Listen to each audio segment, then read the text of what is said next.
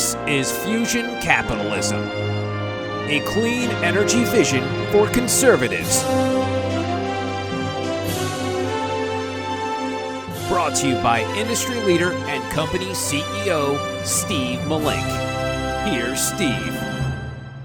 What companies are invested in the future of clean energy? A better question, which companies are investing in clean energy?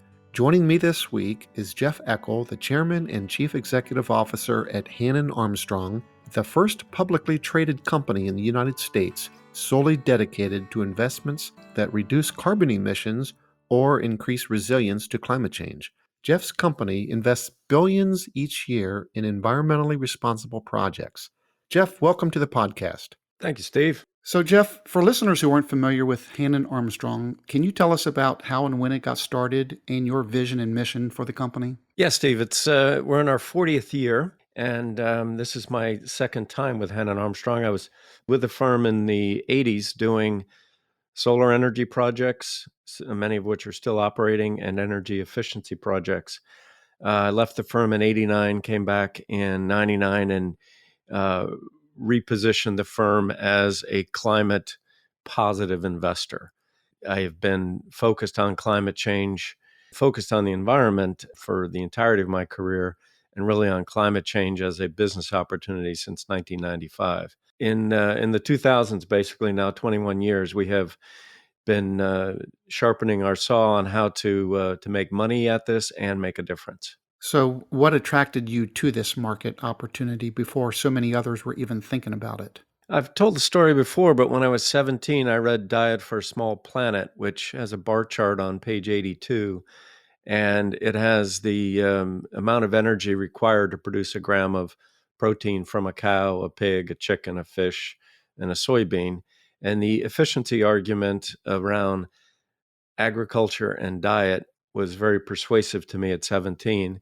And I've always known this is what I had to do, is to try to find things that are more efficient than what's gone before. When I started out, nobody was talking about carbon emissions, but there were other forms of pollution that were obvious if you looked for them. And every form of efficiency reduces the amount of waste that's required. So as the waste that became most prominent was obviously carbon.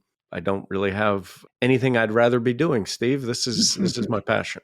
Very interesting. Can you be more specific about the types of clean energy projects you're investing in and how that investment strategy maybe is changing over time? We have a metric called carbon count. We can invest anything in anything and anywhere in the world and in any part of the capital stack. The one thing we won't do is invest in something that produces incremental carbon. The way we measure this is carbon count, which is the metric tons of greenhouse gas equivalent divided by the amount of capital required. And the theory is that if carbon counts and capital is scarce, we ought to be making the most impactful investments. So the first screen we take on any investment is this carbon count metric. After that, we can invest in a variety of assets. What we have found are energy efficiency assets, wind and solar assets are scalable and with the kinds of credit risks that we are interested in taking. So that has been the primary focus of our investment. But in fact, they're means to an end. The end is reducing carbon and making money from it. So out of curiosity, we had that big power outage in Texas a few weeks ago, and there was the problem of, I guess, the wind turbines not being weatherized for that type of weather extreme that they had down there. Was that a lesson learned for you in any way, or can you comment on the Texas power outage problem? I think it was a lesson learned for everybody in the power sector. And I think the first lesson has to be ERCOT operating as an island is hard. I used to, in the 90s, do power projects for actual islands, like in the Caribbean. And running an island utility is a very challenging problem. And I know Texans want their independence, but having other regions support your system is hugely useful. I think some of the other lessons is all across the power sector is that weather extremes are a reality. And wind turbines in Minnesota have no problem operating in those conditions. They've got the cold weather kit, and you had really unprecedented weather happening. Well, power supply planners have to plan for unprecedented weather events in places where they didn't have to before. And this goes for natural gas systems. Having gas turbines outdoors, that didn't work. Having water in gas lines, that didn't work. It froze. So it really was across the energy sector. Good wake-up call. Yeah. And so you're investing not only in clean energy, but also resiliency, I understand. And so are you in any way advocating for a unified national smart grid, getting away from the ERCOT model? I think it just simply makes sense.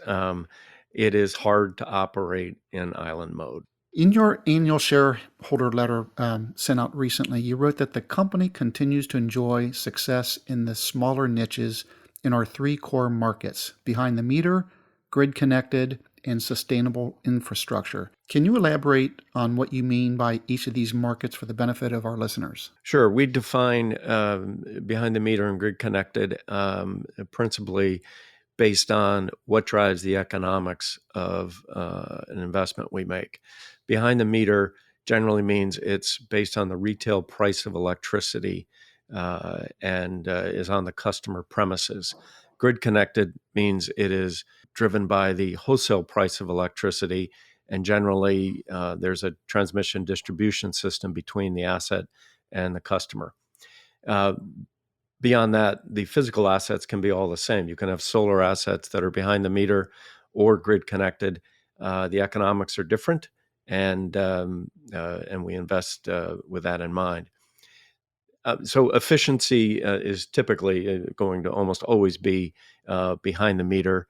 Solar can be either way, and generally wind is going to be grid connected as well.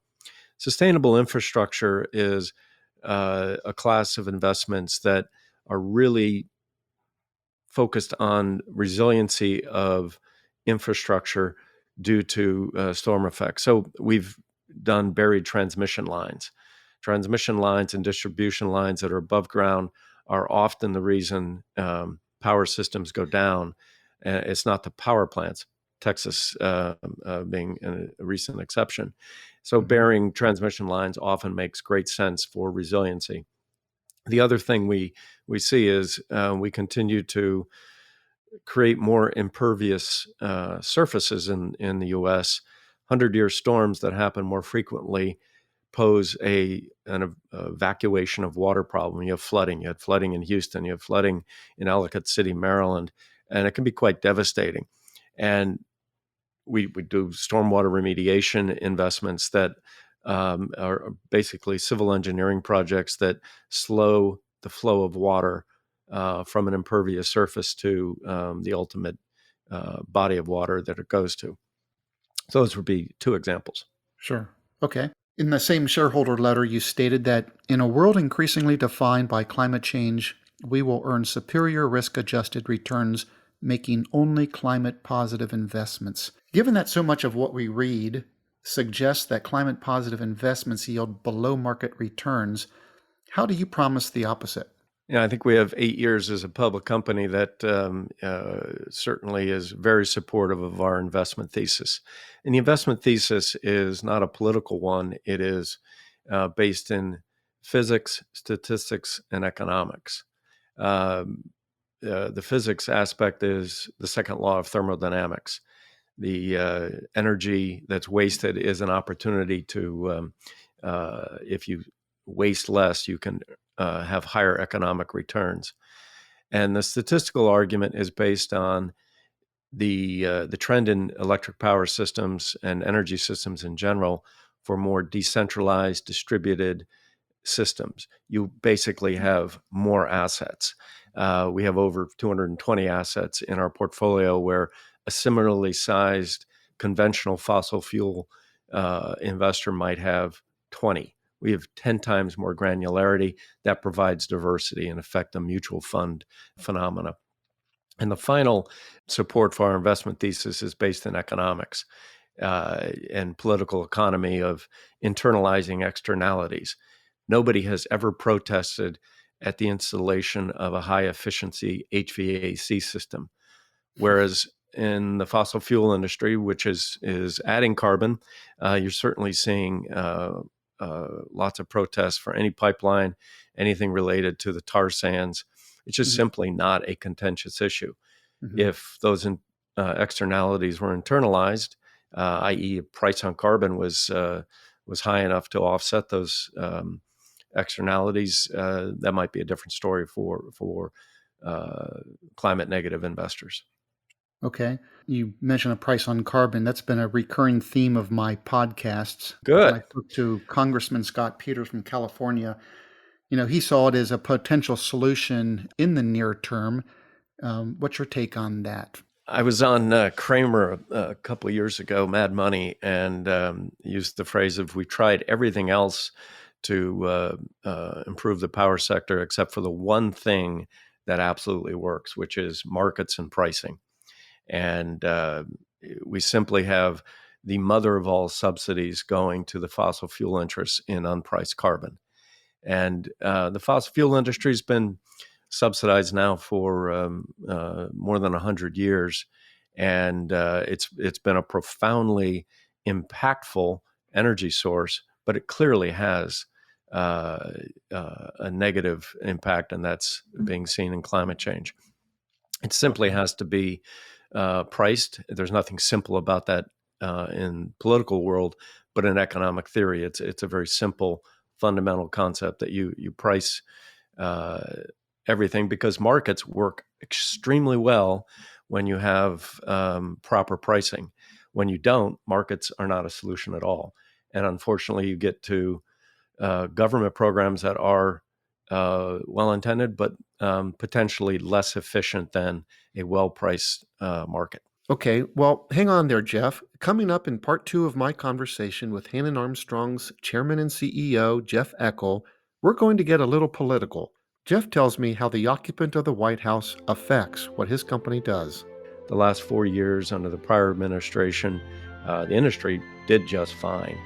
It just didn't do enough. Under the Biden administration, we're hopeful to have a tailwind for this industry. Thanks for listening to Fusion Capitalism.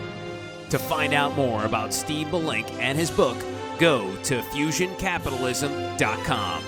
This has been a production of Forbes Books Radio.